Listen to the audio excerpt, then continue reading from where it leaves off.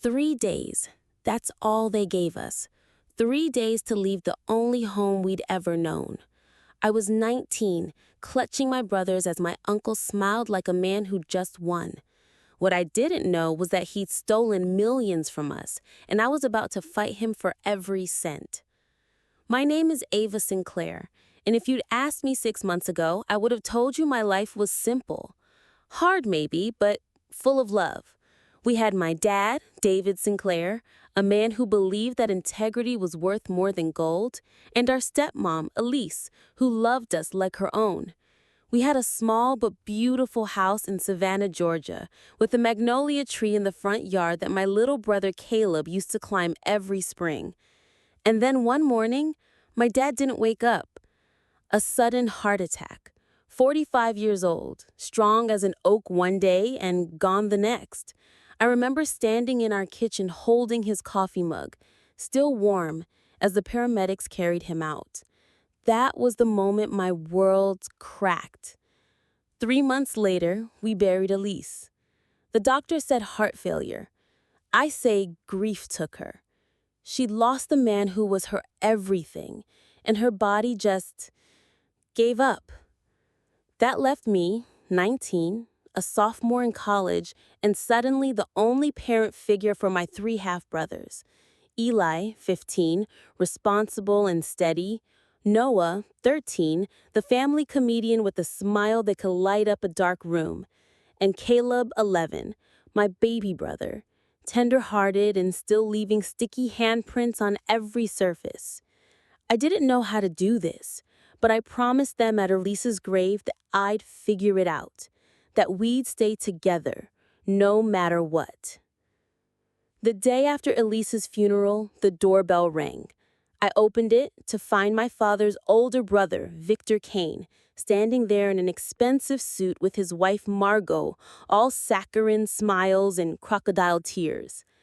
"Ava," Victor said smoothly, stepping inside without being invited. "We need to talk about the house and the boys." The boys, like they were an item on his to-do list. Margot's heels clicked across our hardwood floors as she looked around. Such a lovely place. Shame about the upkeep, though. Must be hard for you, dear. I crossed my arms. What's this about? Victor sighed, like I was already being difficult. Your father didn't leave a will. No savings, just debts. This house has a mortgage, and these boys need stability. You're 19. You can't provide for them. My stomach clenched. This is our home. Dad wanted us here. Did he? Margot's tone dripped with fake sweetness. Because we've been through his papers. Nothing says that. I felt heat rise in my chest. I told you, he told me he set everything up. He showed me his files. Then where are they? A new voice cut in. Jonas Kane, my father's younger brother. He'd been lurking outside, silent and watchful. Something about him always put me on edge. Cold eyes, no emotion. He dropped the thin folder on the table. No will, no trust, just a stack of overdue bills. Eli, Noah, and Caleb stood in the kitchen doorway, listening. I could see Noah's grin gone, and Caleb clutching Eli's sleeve like a lifeline. Victor gave me that condescending smile that made my skin crawl. Be reasonable, Ava. We'll take the boys. You can visit whenever you want. This is what's best for everyone. My blood went cold. Take them? They're not going anywhere. We're staying together.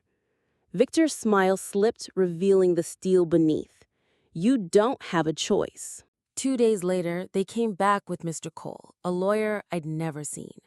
He had papers, official looking, and a court order granting Victor temporary guardianship over Eli, Noah, and Caleb in the absence of a legal will or appointed guardian.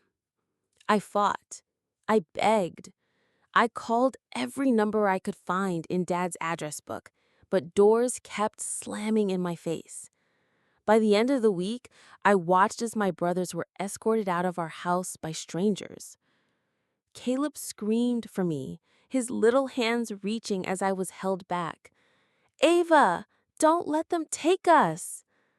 I swore right then, with every fiber of my being, I will get you back. I swear it. Victor stood on the porch as they drove away, looking satisfied.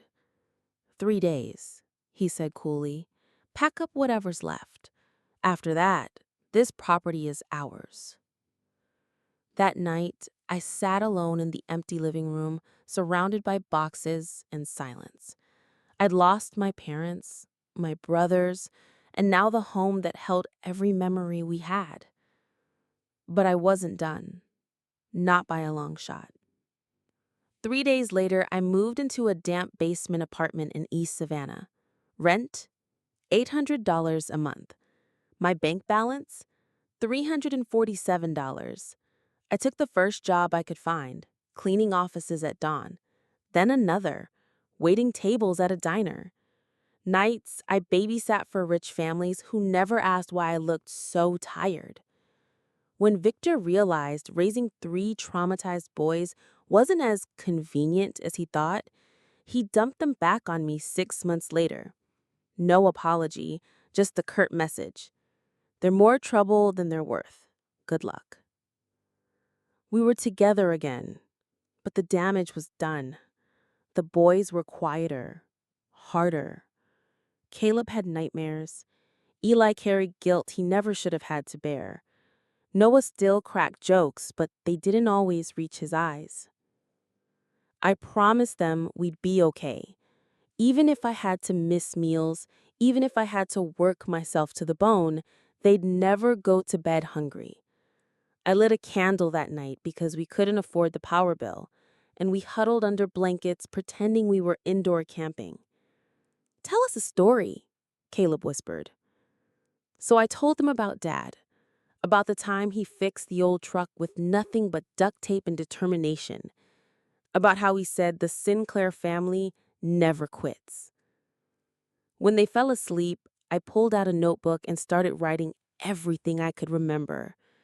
Dad's finances, his business deals, Victor's sudden interest in us. I didn't know what I was looking for yet, but something in my gut told me the Kanes had stolen more than just our house. Months passed. We survived. Barely. Pancake Sundays became our tradition. Cheap, simple, but ours. Eli took over cooking when I was too exhausted. Noah made up ridiculous songs to make Caleb laugh. We found tiny joys in a life that was anything but joyful. Then one evening, Eli came home with a crumpled folder he'd found in one of Dad's old boxes I'd managed to save. Ava, he said, "I serious. Look at this." Inside was a contract between Dad and a company called Sinclair Freight Solutions. The signature line had Dad's name and another I didn't recognize. The company was valued at nearly $5 million. My heart pounded. Dad wasn't broke. He couldn't have been. Eli's voice was steady but electric with anger. They lied.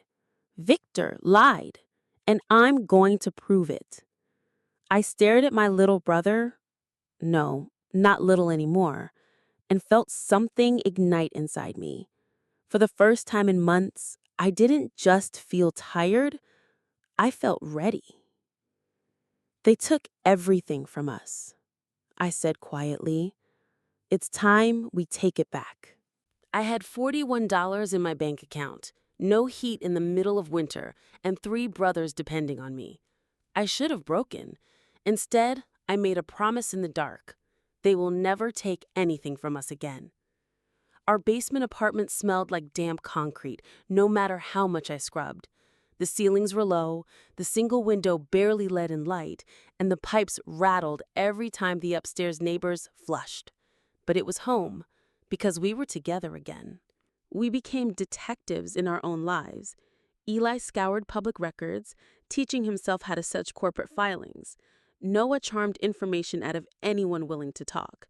Caleb, now 13, learned to track down obscure references online. And I documented everything. Piece by piece, a picture emerged. Dad's company had been sold shortly after his death by Victor, acting as executor of an estate that supposedly didn't exist. Large sums of money had been transferred to accounts in Victor and Jonas's names. A life insurance policy worth $2 million had mysteriously vanished. Every discovery fueled us. Every lie we uncovered steeled our resolve. By our 4th year in the basement, I knew we needed legal help. But good lawyers cost money we didn't have. I called legal aid societies, pro bono clinics. Most turned us away. Then we met Lena Park. She was young, just starting her own practice, fiery in a way that reminded me of myself at 19, before life had beaten me down. When I showed her our evidence, she leaned back in her chair, eyes wide open. This is one of the most blatant estate frauds I've ever seen. If we can find the original will, we can destroy them. But it's gone, I said bitterly. Victor had it destroyed. Then we'll find someone who can prove it was real. That someone turned out to be Mr. Cole, the attorney who had been there the day everything was taken from us. We found him running a dusty used car lot 2 towns over. Time had hollowed him out, thin, jittery, his hands trembling as he lit one cigarette after another. At first, he refused to meet our eyes. "I can't," he muttered, voice low. "If I say anything, I'll lose everything." "They already took everything from us," I snapped. 4 kids left with nothing. My baby brother woke up screaming for years because of what you did. You can't stay silent forever. Something in my voice broke through his defenses. His shoulders slumped and he buried his face in his hands. It was real. There was a trust, set aside for you kids. It's still there, locked away under conditions, but no one ever claimed it because they kept it hidden. Eli's breath hitched. "How much?" Cole hesitated, then said, "The last time I saw it, it was over 70 million. By now, I can't even imagine." The room tilted. We'd spent years on scraps, cold nights, empty stomachs, while what was meant for us sat untouched. I looked at my brothers. Noah's jaw was clenched, Eli's fists white-knuckled, Caleb's eyes wet but fierce. "They took our childhood," I said, my voice steady now. "We're not letting them take the rest of our lives."